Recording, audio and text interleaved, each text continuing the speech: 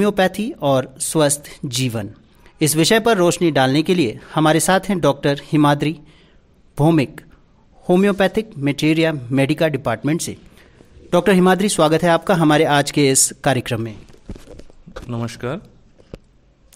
नमस्कार सबको, और आप लोगों को सबको मेरा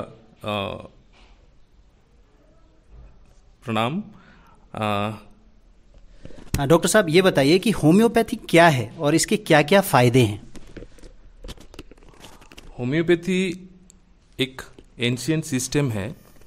ये करीब 200 साल पुराने से ये शुरुआत हुआ था जर्मनी से। फिर ये धीरे धीरे भारत में आया है, जिसमें हम लोग एक प्रिंसिपल के ऊपर बेस्ड करके ट्रीटमेंट करते हैं। इसमें क्या होता है कि जैसे रोग होता है, लोगों को रोग का लक्षण देख के एक टोटलिटी बनाया जाता है। उसके बेस्ड पे जो दवाई आते हैं, वो दवाई हम लोग वो रोग के हिसाब से देते हैं। हम लोग कभी ये सिस्टम में कभी रोग को ट्रीटमेंट नहीं करते, ये रोगी को ट्रीटमेंट करते हैं। तो ये एक सिंपल प्रिंसिपल के ऊपर आधारित है, जो है बोला जाता है सिमिलिया सिमिलिबस क्यूरेंटर, जैसे लाइक क्योर्स लाइक। क्या होता है कि जब लोग कोई रोग से आक्रामित होते हैं तो उनको काफ़ी सारे लक्षण आते हैं, तो हम लोगों को वो लक्षण को देखना होता है। उसके साथ उनका जितना भी हिस्ट्रीज है, जैसे उनका अतीत से रिलेटेड कुछ बीमारी है, उनके परिवार से रिलेटेड कुछ बीमारी है, उनके अपने पर्सनल हिस्ट्री के साथ कोई चीज़ इम्पोर्टेंट है, उनका जो मानसिक स्थिति है, वो सबको एक साथ करते हुए हम लोग सारे चीज़ को कलेक्ट करते हैं। उसके आधार पे जो दवाई आता है, उसी दवाई को हम लोग एक रोगी को दिया जाता है। होम्योपैथी में कोई स्पेसिफिक मेडिसिन नहीं होता है। हम लोग जो जैसे सारे चीज़ इकट्ठा करने के बाद जो इंडिकेट करता है, उसी को ही दिया जाता है। यही होम्योपैथी है। सर, होम्योपैथी के जब इतने सारे फायदे हैं, तो क्या कारण लगता है आपको कि इसके बावजूद भी लोगों में एलोपैथी ज़्यादा प्रसिद्ध है? देखिए, इसका दो पहलू है। एक पहलू यह है कि एलोपैथी जो सिस्टम है और होम्योपैथी जो सिस्टम है, ये सारे सिस्टम्स ऑफ मेडिसिन का एडवांटेजेस होता है, कुछ डिसएडवांटेजेस भी होते हैं। हम लोग यदि पहले एडवांटेजेस बोलते हैं तो देखा जाता है काफ़ी सारे बीमारियों में लोग बहुत जल्दी राहत मिलने के लिए सोचते हैं, तो इसलिए वो लोग चले जाते हैं एलोपैथी के साथ। उसका भी एडवांटेज है, वो लोग जल्दी रोग को देख के, रोग का लक्षण को देख के इन्वेस्टिगेशन करने के बाद एक जगह में आते हैं और लोग डॉक्टर्स वो लक्षण के ऊपर बेस करके उनका दवाई दे देते हैं और तुरंत उनका एक रिलीफ मिल जाता है।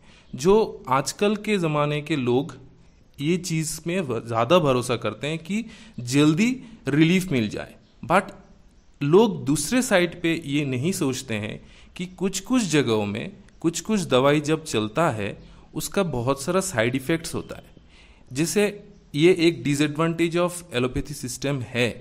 जैसे काफ़ी सारा दवाई का काफ़ी सारा साइड इफ़ेक्ट्स आ जाता है। अब मैं यदि बात करता हूँ होम्योपैथी का, लोग इसलिए नहीं आ पाते हैं, लोग इसलिए सोचते हैं कि हम लोग पहले रिलीफ मिल जाए, उसके बाद हम लोग सोचेंगे। तो लोगों को ये मन को थोड़ा सा चेंज करना पड़ेगा। जैसे WHO वर्ल्ड हेल्थ ऑर्गेनाइजेशन ने बोला है, होम्योपैथी सेकेंड बेस्ट ट्रीटमेंट है वर्ल्ड में। काफ़ी सारे लोग होम्योपैथी में आ रहे हैं एलोपैथी से। क्यों आ रहे हैं, ये हम लोगों को सोचना पड़ेगा। क्योंकि एक जगह में एलोपैथी ट्रीटमेंट होने के बाद लोगों को एक राहत नहीं मिल रहा है, उसलिए वो लोग अभी शिफ्ट कर रहे हैं होम्योपैथी में। तो क्यों शिफ्ट कर रहे हैं? क्योंकि होम्योपैथी एक जेंटल एक सेफ, एक कॉस्ट इफेक्टिव रिलीफ देते हैं। तो मेरा एक चीज मानना है कि लोगों को पहले सोचना चाहिए कि हम लोगों को कैसे, कौन सा ट्रीटमेंट अवेल करना चाहिए कि जो सेफ, जेंटल, कॉस्ट इफेक्टिव हो, जिसमें ज़्यादा साइड इफेक्ट्स ना हो। इसलिए मैं मानता हूँ होम्योपैथी को at least first line of treatment में एक्सेप्ट करना चाहिए।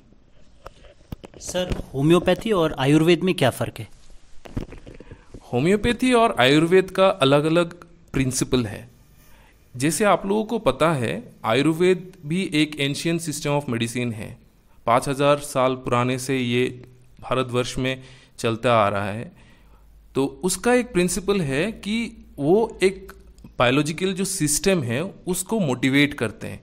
उन लोगों का कुछ एक जो प्रिंसिपल है, जैसे लाइफ में हम लोगों को एनर्जी चाहिए होता है, हम लोगों का जो बॉडी फंक्शंस होता है उसको एनर्जी चाहिए होता है, जो सेल्स है उसको भी एनर्जी चाहिए होता है। बट एनर्जी कहाँ से आएगा, कैसे वो बॉडी मूवमेंट को ठीक रखेगा?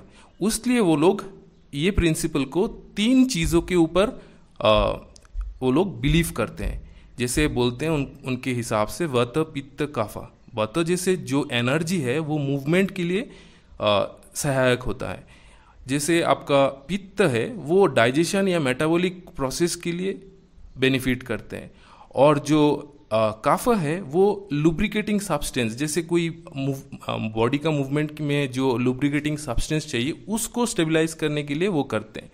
तो उन लोगों का ये मानना है ये जो 3 प्रिंसिपल है, इसमें यदि कुछ एक्सेस हो जाता है या उसमें कोई डेफिशिएंसी हो जाता है, कम हो जाता है, तब बॉडी में काफ़ी सारा रोग आता है। तो वो लोग ट्राई करते हैं, उनका जो प्रूफ्ड ड्रग्स है जो ऑलरेडी उन लोगों के पास है, वो लोग उसी प्रूफ्ड ड्रग के थ्रू वो लोग ये 3 प्रिंसिपल को बैलेंस करने का वो करते हैं। बट होम्योपैथी एक, जैसे ये भी एक एंशियंट सिस्टम है, जिसे मैं पहले भी आपको बता चुका हूँ आप लोगों को, ये एक प्रिंसिपल के ऊपर आधारित है, सिमिलिया सिमिलेबस क्यूरेंटर, लाइक क्योर्स लाइक। उसमें हम लोग क्या करते हैं, बॉडी का, जैसे आप पुराने ज़माने में क्या होता था, जो पॉइजन का ट्रीटमेंट होता था वो पॉइजन से ही किया जाता था। अभी मॉडर्न फार्माकोलॉजी में आप देखेंगे उसको बोला जाता है हॉर्मेसिस। क्या होता है कि एक ड्रग सब्सटेंस को आप यदि डोज बढ़ाते जाएंगे तो उसका एक टॉक्सिक इफेक्ट आता है। बट उसी ड्रग सब्सटेंस को यदि आप लो डोज फॉर्म में देंगे तो वो जो बायोलॉजिकल सिस्टम है उसको स्टिमुलेट करता है। तो इसी आधार पे होम्योपैथी भी बिलीव करता है, क्योंकि होम्योपैथी का जो दवाई है वो जो तैयार होता है वो इसी बेस पे तैयार होता है कि उसका जो पोटेंशियलिटी है वो मिनिमाइज हो जाए। बट वो जब हम लोग देते हैं पेशेंट के ऊपर तो वो बॉडी का जो बायोलॉजिकल सिस्टम है उसको स्टिमुलेट करके वो जो रोग से सफ़र करते हैं तो उनको ठीक करने का कोशिश करता है। सर, जैसा कि आपने बताया तो ये ट्रीटमेंट बहुत अच्छा है। तो होम्योपैथी ट्रीटमेंट कितने दिनों तक चलता है, और अगर हमें कोई 2 रोग है तो क्या दोनों रोग के ट्रीटमेंट्स हम साइड बाय साइड ले सकते हैं? देखिए, हम लोग जानते हैं कि ऐसा बहुत सारा रोग है और हम लोग सारे रोग को 2 तरफ से डिवाइड करते हैं। एक एक्यूट डिजीज़ बोलते हैं हम लोग, या क्रॉनिक डिजीज़ बोलते हैं। एक्यूट डिजीज़ वो होता है जो अभी कुछ दिन से शुरू हुआ है या 1 महीना 2 महीना से शुरू हुआ है। क्रॉनिक डिजीज़ जो होता है जो काफ़ी दिन से चल रहा है, काफ़ी बरसों से चल रहा है। अभी होम्योपैथी यदि हम लोग देखेंगे उसका दोनों केसेस में, दोनों टाइप ऑफ केसेस में उसका बहुत बेनिफिट है। सबसे ज़्यादा जो बेनिफिट है, जो डेटा हम लोगों को देखा जाता है, डिफरेंट क्रॉनिक इलनेसेस जैसे रूमेटिक आर्थराइटिस हो गया, हाइपरटेंशन हो गया, डायबिटीज़ मेलाइटस हो गया, आपका कोई फाइब्रोमाइल्जिया या कोई जॉइंट पेन, कोई भी स्किन डिजीज़, जेरिएट्रिक प्रॉब्लम हो, चाइल्ड का कुछ प्रॉब्लम हो, कोई मेंटल हेल्थ से रिलेटेड कोई डिजीज़ेज़ हो, तो सारे डिजीज़ेज़ में हम लोग ट्रीटमेंट करते हैं। बट जो आप पूछे हैं जो कितना दिन लगता है, हाँ, एक्यूट डिजीज़ में काफ़ी दिन नहीं लगता है। ये हम लोग जो एक्यूट दवाई देते हैं उस हिसाब से ज़्यादा दिन नहीं लगता है। क्रॉनिक डिजीज़ के लिए मैं बोलना चाहूँगा कि होम्योपैथी में एक प्रिंसिपल है। जब हम लोग कोई रोगी को ट्रीटमेंट करते हैं तो जो दवाई हम लोग चॉइस करते हैं वो हम लोग एक कॉन्स्टिट्यूशन के बेसिस पे करते हैं। क्या होता है कि हर रोगी का एक बॉडी का कॉन्स्टिट्यूशन होता है, उनका एक टेंडेंसी होता है। वो टेंडेंसी को हम लोगों को समझना होता है, क्योंकि वो जो रोगी है वो काफ़ी साल से एक रोग से सफ़र कर रहे हैं। तो वो क्यों कर रहे हैं, उनका क्यों वो टेंडेंसी है कि वही रोग से सफ़र कर रहे हैं। तो हम लोगों को वो चीज़ हम लोगों को एनालाइज करना होता है। उसी आधार पे बेस पे हम लोगों को दवाई दे के दवाई कंटिन्यू भी रखना होता है। हाँ, ये दवाई हम लोग बोल सकते हैं कि साल भर तक भी चल सकता है।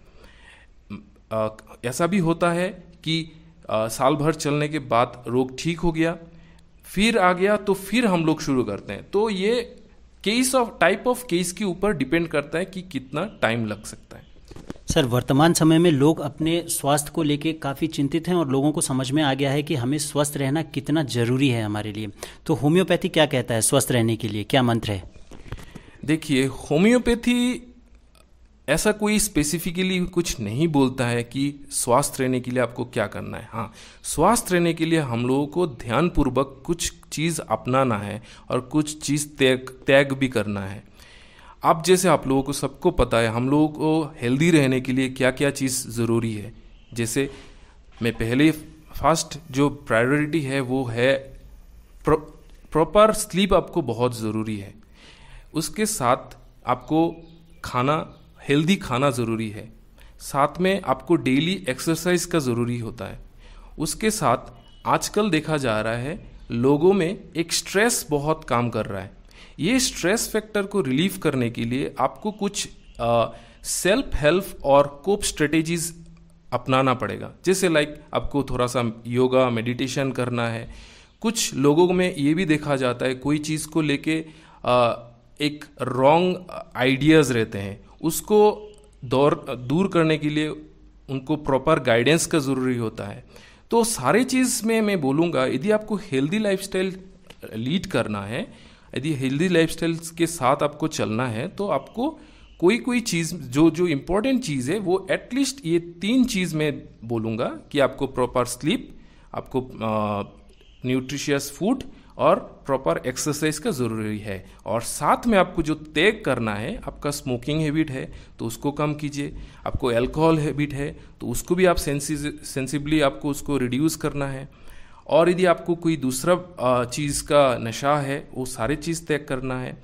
आपको सोशियली थोड़ा सा एक्टिव रहना है, आपको सोशियली पार्टिसिपेट करना है। उस हिसाब से आप हेल्दी रह सकते हैं। होम्योपैथी इसमें एक चीज़ बोल सकता है कि हाँ, आपको यदि कोई बीमारी है, आपको हेल्दी लाइफस्टाइल लीड करना है तो आपको बीमारी का इलाज करना चाहिए। और साथ में जो चीज़ आपको मैंने बोला कुछ हेल्दी रहने के लिए जो टिप्स बोलते हैं उसको अपना के चलना पड़ेगा। सर, आपके नज़रिए से वर्तमान समय में सकारात्मक सोच होना यानी पॉजिटिव मेंटल एटीट्यूड होना कितना ज़रूरी है?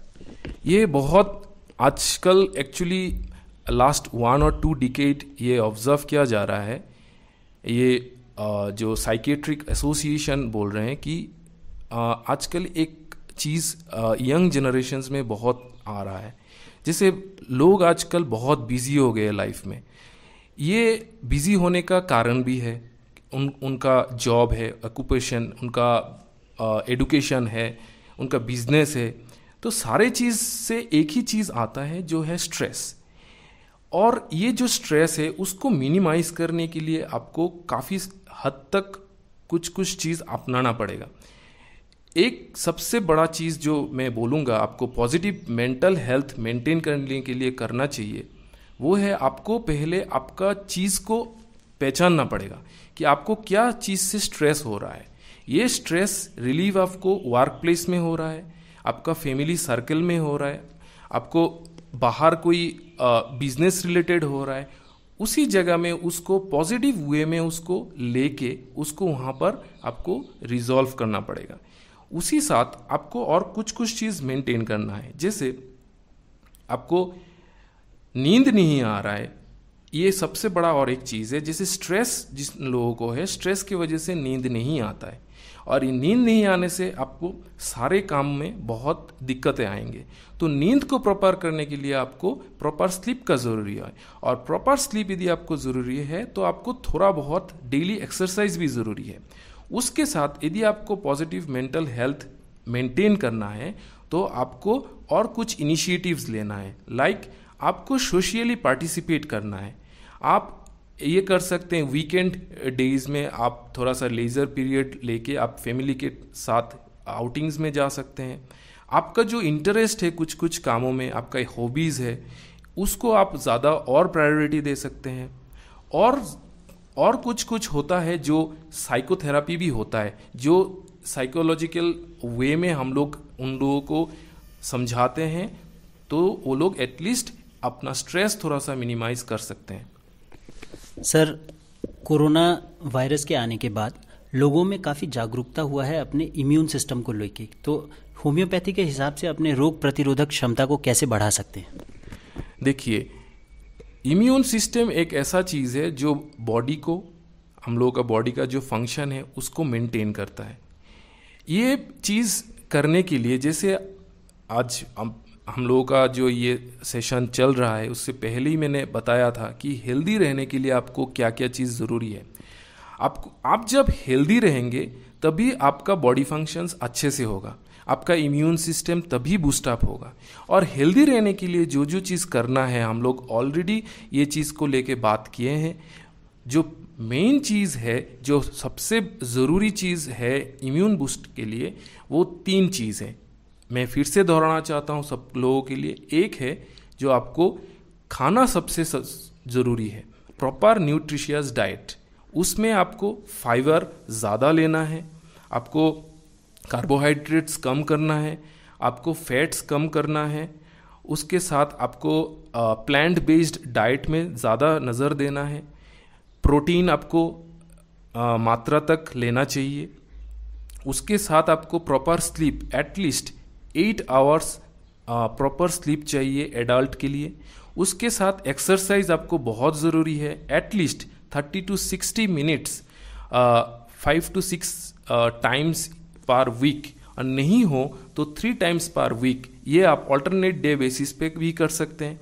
ये 3 चीज़ में बहुत ज़्यादा आप लोगों को इम्पोर्टेंस देना चाहिए, जो आपका इम्यून सिस्टम के लिए बहुत काफ़ी हद तक आपको हेल्प करेंगे।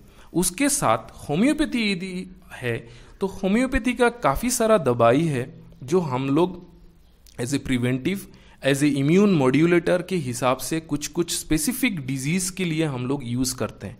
उसके लिए आपको आपके नज़दीक जो आपके रिकॉग्नाइज्ड होम्योपैथ डॉक्टर है उनके साथ सलाह करके दवाई लेना चाहिए।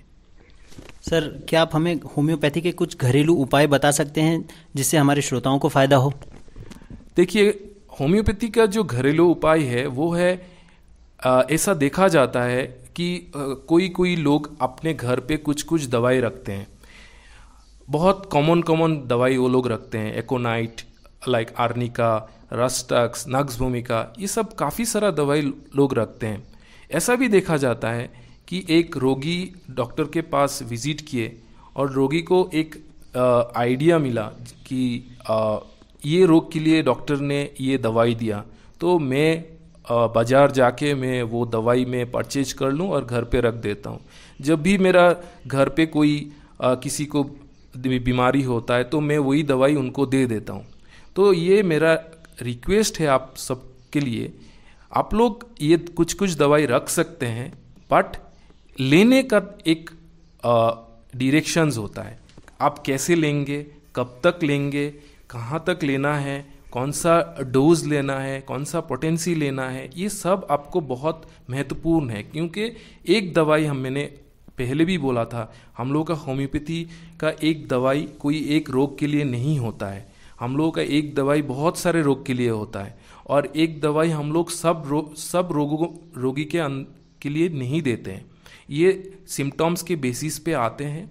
तो मेरा रिक्वेस्ट यही होगा कि आप लोग ध्यानपूर्वक, जो आपके घर पे आप यदि दवाई रखते हैं, ध्यानपूर्वक उसको यूज़ कीजिए, और यूज़ करने से पहले आप किसी क्वालिफाइड होम्योपैथ डॉक्टर से सलाह लेके यूज़ कीजिए। डॉक्टर साहब, आज के इस बातचीत को विराम देने से पहले मैं 2 बीमारियों पे स्पेसिफिकली होम्योपैथी के साइड से बात करना चाहता हूँ। पहले तो है कि सर, उम्र के साथ घुटनों में तकलीफ बढ़ जाती है, तो इसके लिए हमें क्या सावधानी बरतनी चाहिए?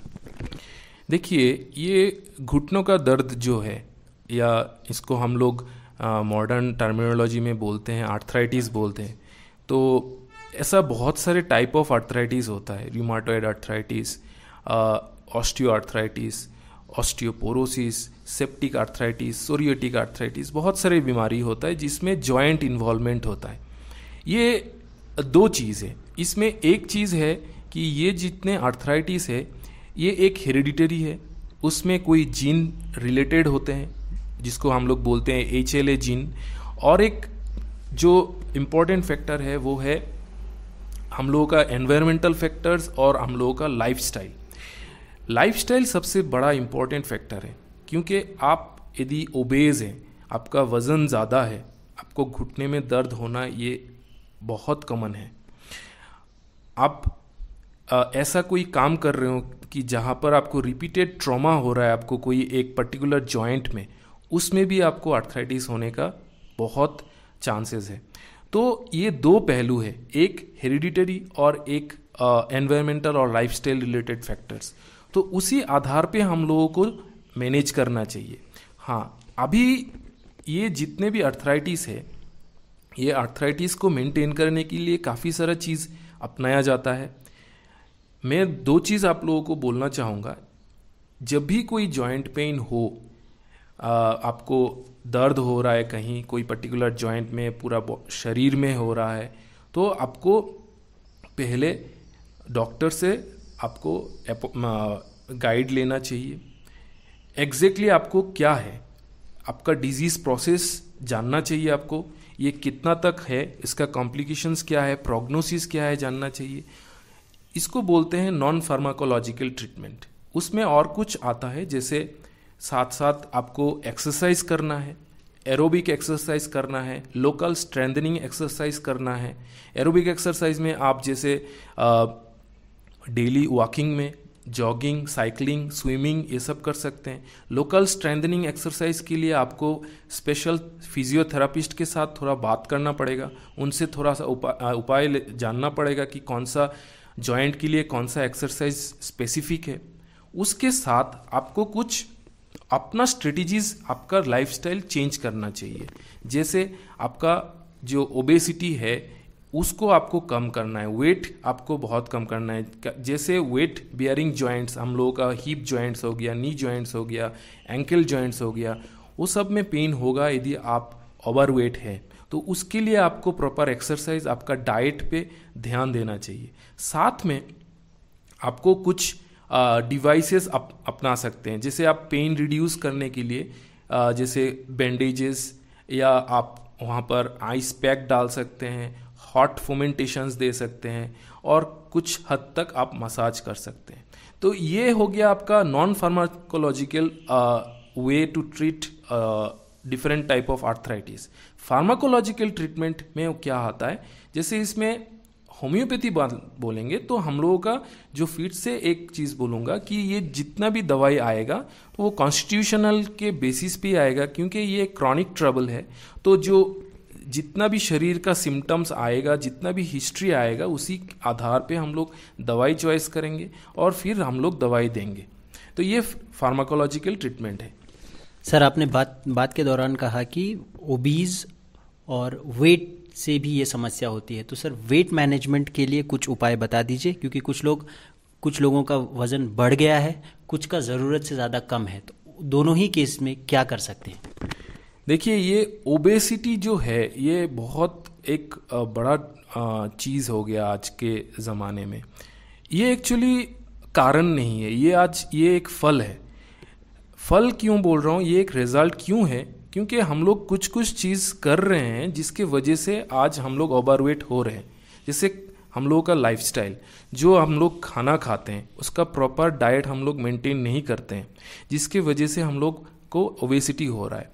और कुछ कुछ सेकेंडरी डिजीजेज हो रहा है, जैसे किसी को हाइपोथायरॉयडिज्म है, जैसे प्रेग्नेंट लेडी है, किसी को पॉलीसिस्टिक ओवरी है, और किसी को IBS है, इरिटेबल बाउल सिंड्रोम बोलते हैं उसको, वो है।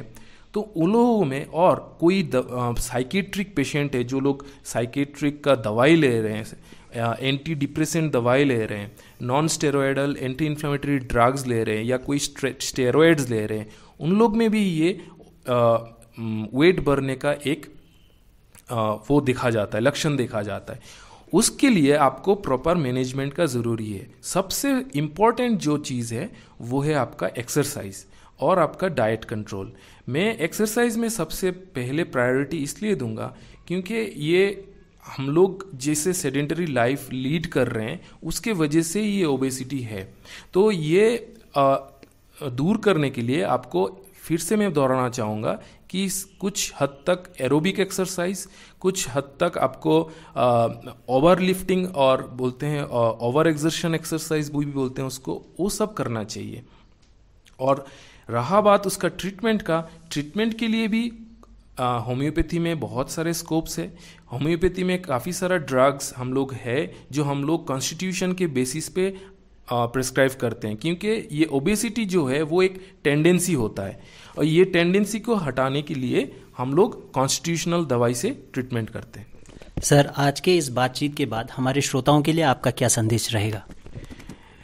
ये जितना चीज़ आज मैंने पहले क्वेश्चन जो रखा गया था बोला था, उससे एक ही 2-3 चीज़ बहुत इम्पोर्टेंट आता है।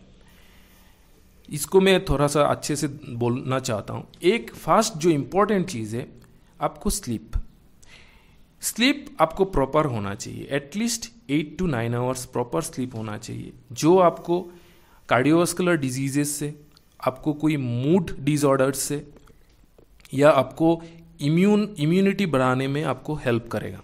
फर्स्ट। सेकेंड जो सबसे बड़ा इम्पॉर्टेंट चीज़ है वो है डाइट और न्यूट्रिशन। न्यूट्रिशन में आपको पहले हाई फाइबर डाइट्स में ज़्यादा ध्यान देना चाहिए, कार्बोहाइड्रेट बहुत कम करना चाहिए, कॉम्प्लेक्स कार्बोहाइड्रेट में जाना चाहिए, जैसे लो शुगर कम हो, आपका स्टार्च कम हो जाए, उसके साथ आपको प्रोटीन मात्रा के हिसाब से लेना चाहिए। और एक सबसे बड़ा इम्पॉर्टेंट चीज़ है वो है हम लोगों को रेगुलर बेसिस पे टाइम निकाल के एटलीस्ट 30 to 60 मिनट्स तक एक्सरसाइज करना चाहिए। वो एक्सरसाइज